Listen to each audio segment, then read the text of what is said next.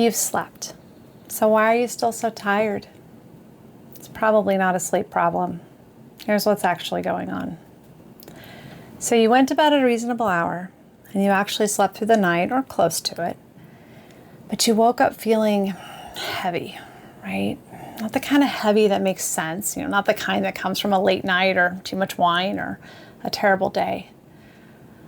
More just a flatness, right? A fog, a weight that settles the moment you open your eyes. And your brain immediately starts the list, doesn't it? All the things, all the people who need something from you today. And before your feet even hit the floor, you're already tired. You think, I must not be sleeping well enough, right? That's the problem. And I get why you think that. It makes sense, because if the problem is your sleep, that feels fixable, right? Maybe you could take a supplement, or you could go to bed earlier, or maybe put your phone away. Those are things you can control. But here's what I want to tell you. That heaviness you feel when you wake up is probably not as much a sleep problem. It's more of a systems problem. And understanding the difference changes everything. If you're new here, I'm Julie Fikert. I'm a health and well-being coach, and this channel is for women who know what they want to do for their health, but can't quite seem to make it happen in real life. Your brain is managing your energy the same way a bank manages money. And most women I meet are running in the red every single day. Here's what's actually happening. And once you understand it, everything starts to make a lot more sense. So neuroscientist Lisa Feldman Barrett, she describes something that she calls the body budget. And it's this idea that the brain is constantly managing your energy the way a bank manages money. Every demand on your system makes a withdrawal. Okay, so a stressful meeting, a hard conversation, that mental weight of carrying everyone else's schedule, everyone's needs, everyone's feelings. You know what I'm talking about. Even just that low-grade hum of knowing there's too much to do and not enough hours to do it, right? All of these are pulling from that reserve. Now, deposits, they come from things that actually restore you. So things like rest and nourishment, connection, moments where you feel safe enough to exhale. Here's the part I want you to sit with. Your brain does not distinguish between physical exhaustion and mental or emotional exhaustion. It's all drawing from that same account.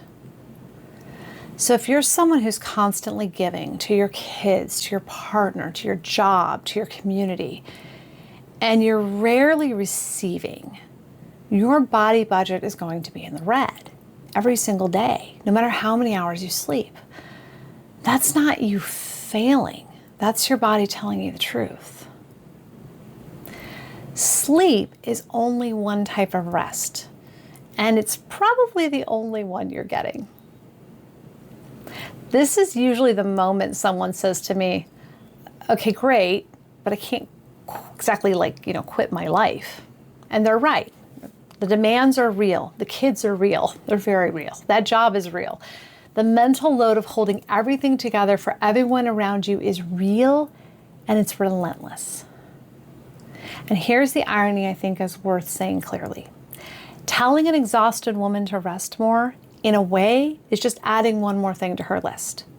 One more thing she has to somehow gather the energy to make happen. One more thing she is just not doing well enough. That is not a solution. That is just a different kind of pressure. So we're not going to do that here. What we are going to do, though, is get specific about what your body's actually depleted in, because rest is not just one thing. So Dr. Sandra Dalton Smith is a physician who spent her career studying rest and recovery, and she makes the case that there are multiple distinct types of rest your body needs. And most chronically exhausted women are running low on almost all of them except one. So what's the one that they're usually getting some of? Physical rest, otherwise known as sleep. The ones that are almost always on empty, we have first up mental rest. That ability to quiet the part of your brain that's always planning, always anticipating, always running the next scenario. We also have emotional rest, the ability to stop managing how everyone around you is feeling and to just exist without performing. There's also sensory rest, recovery from that constant noise and input and demands for your attention that never fully stop. Maybe you've heard the word mom 45 times already by 8 a.m. And then there's what Dr. Dalton Smith calls social rest. This is time with people who actually fill you up rather than draw from you. And if you're someone who falls into bed exhausted and wakes up exhausted, I want you to ask yourself honestly, when was the last time you had any of those? Not sleep, the others. For most women I know and the women I work with, the answer is that they can't remember. If you've spent years putting everyone else first, you may not believe that you deserve rest. So let's talk about that, okay? It sounds cliche, but seriously, you cannot pour from an empty cup. You can't be present for your kids when your brain is foggy and your body's heavy and you're running on fumes. You can't show up fully for the people you love when your body budget is so far in the red you have nothing left to give. Protecting your energy is not indulgence. It's the most direct path back to the person you're trying to be for everyone around you. Putting your oxygen mask on first is not about choosing yourself over the people you love. It's the only way you stay conscious long enough to take care of them. So here's what happens when you stop treating rest as a luxury and start treating it as fuel your body needs. Life becomes more doable. I'm not perfect, definitely not perfect, and not without demands, but that overwhelm you have, that lifts a little bit. The sense of drowning eases. You stop white-knuckling your way through the day just trying to survive it. You have energy that extends past dinner time. You're not completely tapped out by evening, snapping at people you love because you just seriously have nothing left. You have enough in reserve to be present with them, to be calm, to be actually there. And that shift changes everything, not just for you, but for everyone around you. The stress level in your home drops. Your relationships soften. Your kids see you as less reactive, more available. Your partner gets a version of you that is not running on fumes. That's what protecting your energy actually does. And the good news is that restoring your body budget does not require you to quit your job, hire a nanny, or find 3 extra hours in your day. It doesn't require a perfect morning routine either, or a meditation practice you can't sustain.